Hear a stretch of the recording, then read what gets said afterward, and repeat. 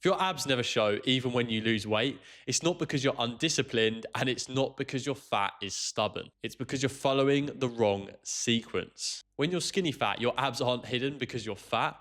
They're hidden because you never built them in the first place. By the end of this video, you'll know the real reason your abs stay invisible and exactly what to do to finally reveal them. But first, here's the part that nobody ever tells you. Losing weight will never change how your stomach looks if you don't have any shape underneath. And in a minute, I'll show you the exact moment when I realized that my abs would never show, even after losing 85 pounds. But before that, you need to understand the exact mistake that keeps skinny fat guys stuck. Most skinny fat guys think the reason their abs never appear is because they're not lean enough. So they cut harder, eat less, do more cardio, and chase the scale going down like it's the answer. And that was exactly me. I went from 250 pounds overweight to 180 pounds skinny fat to 165 pounds underweight, convinced that the lower my weight was, the closer I'd be to getting a visible six pack. But every time the scale went down, my physique never changed how I expected it to. I never got shredded abs, I never looked lean and athletic, I just ended up small and skinny. That's what made me finally realize that I wasn't failing because I couldn't lose fat. I was failing because I never built the muscle that fat loss is supposed to reveal. Losing weight reveals shape, it doesn't create it. I remember being so obsessed with getting abs that I honestly lost my mind. My parents were even getting on my back about me pushing it too far.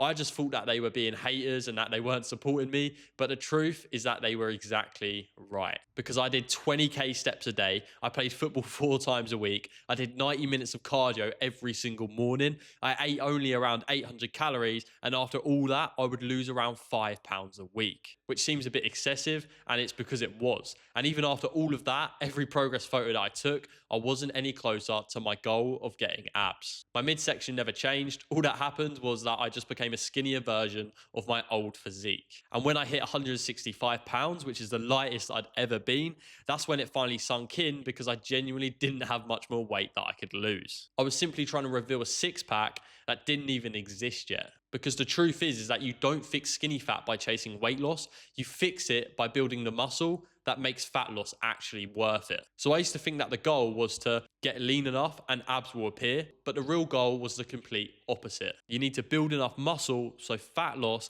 actually has something to reveal. This is the best way that I can explain it. It's like sailing across this treacherous sea for days towards this island that you've been dreaming about.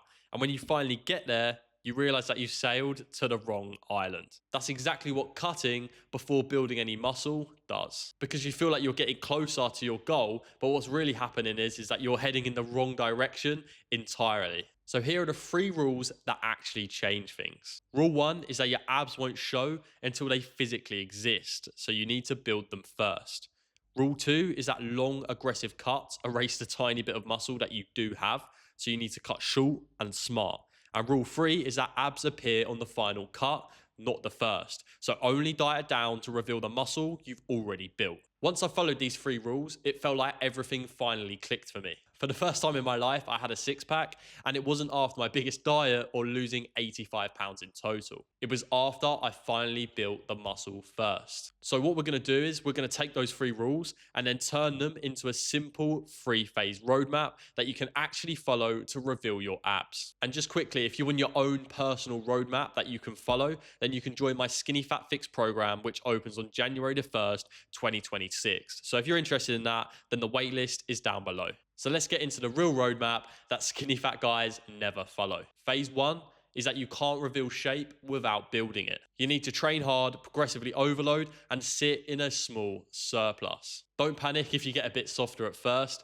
This is the price you have to pay to build more muscle. And your main goal is to get stronger over months, especially on heavy, stable ab movements and ab machines. Phase 2 is about never letting your body fat blow up so you can keep gaining muscle for a long period of time. You do this by integrating short, aggressive mini cuts into your lean bulking phase. Take your time bulking, so you want to get to a minimum of 20 weeks in a surplus. Then just simply do a 4 to 6 week mini cut where you focus on losing weight, trimming that excess fat, and that means you can get straight back into into a lean bulking phase. You want to keep protein high and keep training extremely hard. And phase 3 is where you finally reveal the abs that you've built. So you don't want to starve yourself, you don't want to get lazy with your lifting, and you don't want to drown yourself in excessive cardio. You want to keep your protein high, keep your training intensity high, and sit in a sustainable deficit until you reach 12% body fat, and that's when you're finally going to look aesthetic. But you can still mess this 3-phase process up. So if you actually want to know how to build muscle properly,